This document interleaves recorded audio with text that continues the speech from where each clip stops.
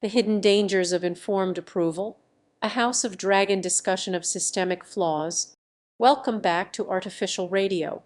Today, we are diving into a complex and fascinating topic, the hidden dangers of informed approval.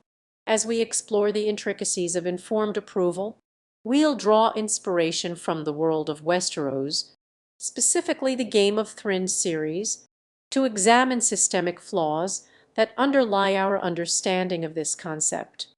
Informed approval refers to the practice of gathering and analyzing data, consulting experts, and making decisions based on empirical evidence. It's the hallmark of a rational and enlightened approach to decision making.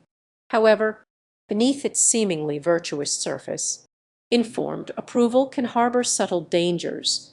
Let's begin with the Game of Thrones analogy. The infamous Lannister phrase, "A Lannister always pays his debts," speaks to the notion that even with informed approval, individuals can become mired in the web of obligations and responsibilities. We invest time, energy, and resources into decision-making processes, only to become entangled in the very system we sought to control. One example of this is the realm of policy making. Elected officials and policymakers often err on the side of informed approval, relying on data and expert opinion to guide their choices. However, this approach can lead to systemic flaws, such as over-reliance on quantitative metrics. Policymakers might prioritize outcomes that are easy to measure, even if they don't align with the most pressing issues. This can lead to a narrow focus on technical aspects, rather than addressing deeper structural problems. Ignoring upstream factors, even with informed approval, experts might overlook critical factors that shape the environment in which their decisions take place.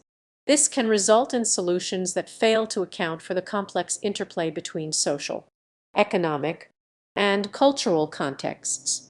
Consider the fictional realm of Cersei Lannister.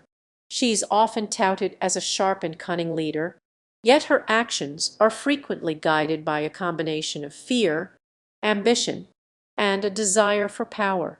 While her approach might be informed by her advisors and strategists, it's driven more by instinct and self-preservation than rational deliberation. Similarly, in our own world, informed approval can lead to flawed decision-making when experts and policymakers prioritize their own interests or perceived needs over the greater good. The House of Lannister's decline can serve as a cautionary tale, highlighting the dangers of informed approval when its underlying motivations are misguided or self-serving.